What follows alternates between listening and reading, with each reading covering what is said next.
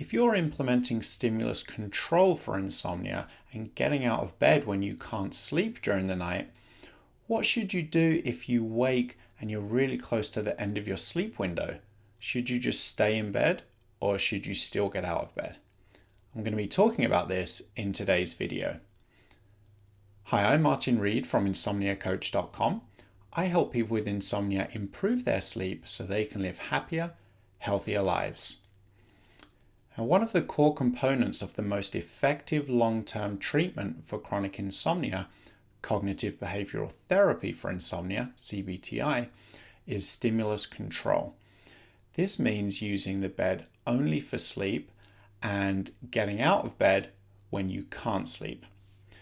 So people that are going through a course of cbt-i and implementing stimulus control will usually also be observing sleep restriction, which means following a regular and appropriate sleep window that quite closely matches the amount of time spent asleep during the night. And this sleep window will consist of an earliest possible bedtime and a latest possible morning arise time. So if you're implementing stimulus control and you wake during the night and you can't fall back to sleep, the idea is that you get out of bed until you feel sleepy again before returning to bed and repeating the process. Now, a common question I get is this. Let's say my sleep window ends at 6 a.m. If I wake up at 5 a.m., should I still be getting out of bed? So here's how I approach this.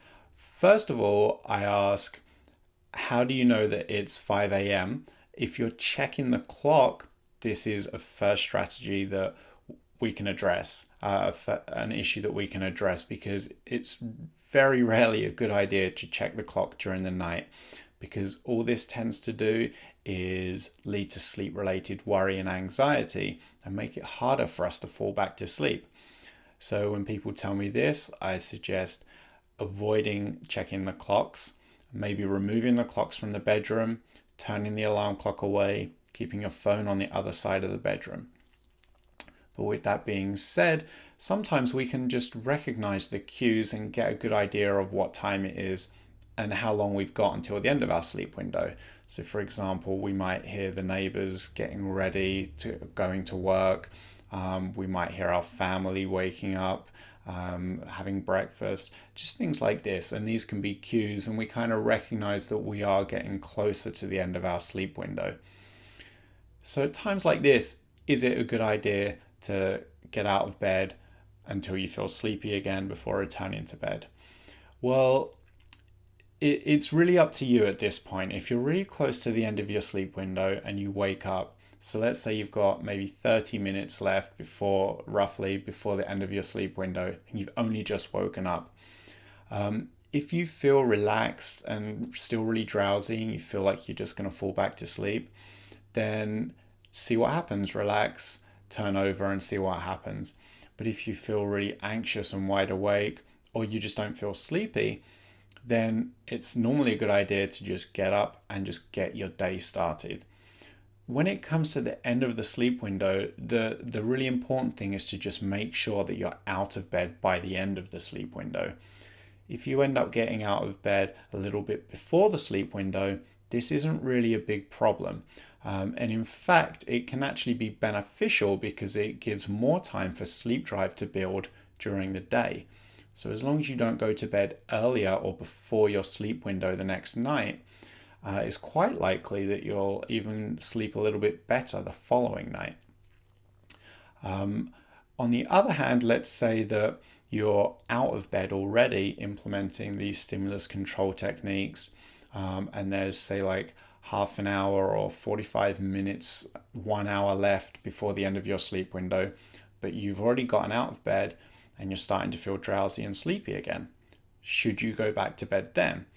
Well, here my answer is yes, you should go back to bed if you feel sleepy and there's still time left before the end of your sleep window, because sometimes like that extra 20 minutes or half an hour of extra sleep that you might get could make a big difference to how you feel during the day. So the key takeaways here are this. First of all, you don't want to be checking your clock during the night.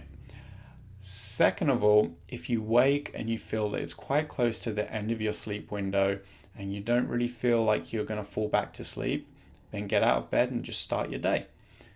If you still feel quite drowsy and that you're just going to drift back off to sleep, then just relax and just see what happens. See if that does happen.